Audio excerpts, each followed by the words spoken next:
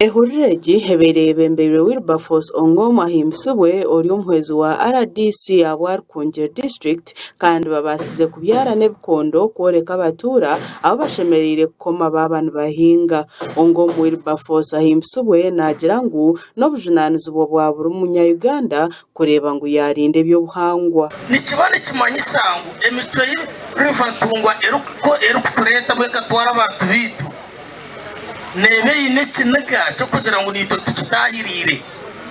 umurimo baza kutahira oyi nico umuntu ukora cyo aturi Ntungwa mureke kukitahira kumora kitahira ne ukora cyo nayo bwira n'ubushikane batahira sera wa utingire reba aho kugenda murebe mwareba aho tingire hari umukikana gu bwena mizuka kwana tukakuriya itaka ryona gagera ki garutwa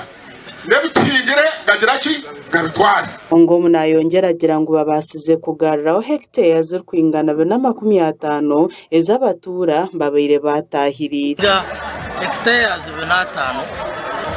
za Ntungwa kandi tukateka kugira ngo niza kutuyamba leta discipline yo Omugyera kozo Omugyera gwine history yo kweta batabora so hectare 50 storinga ine kukutira yongere aha mbera yo bwine na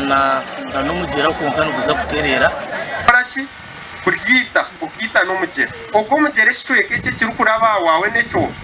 necyawe icyo kikayita karyawe necyawe konka to kwikizwa kuzaho ukakorera mu kitari kwikizwa wacenga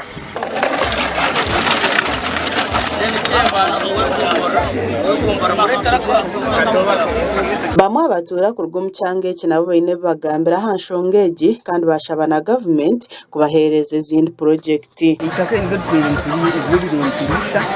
nimwe twintiya sikufiri z'abana nimwe buri kimwe cyona twintugira ki nikihatiye no gundi muhanda gupina kuba mu center zone kandi turi kugira no bwoba okuturaze kuba hakubita keri nibyo twantuhinga ngo umuceri gukatuyamba kubisaho family zi